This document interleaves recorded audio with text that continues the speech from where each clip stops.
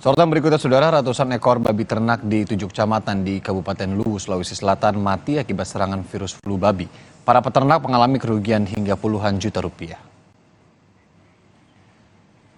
Terhitung sebanyak 500 ekor babi mati mendadak di 7 kecamatan di Kabupaten Luwu, Sulawesi Selatan.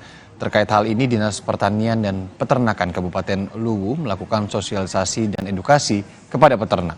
Petugas juga memberikan antibiotik dan vitamin untuk ternak babi, dan pemerintah Kabupaten Luwu mengeluarkan surat edaran untuk membatasi perlintasan babi dan turunannya agar tidak masuk lagi dalam wilayah Kabupaten Luwu.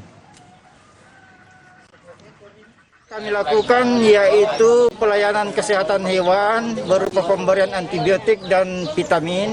Itu pun juga kami sudah lakukan komunikasi, informasi dan edukasi kepada beberapa masyarakat peternak, dan sudah hampir kami 5 kecamatan yang kami masuki untuk adakan komunikasi, informasi dan sosialisasi tentang penyakit ASF ini.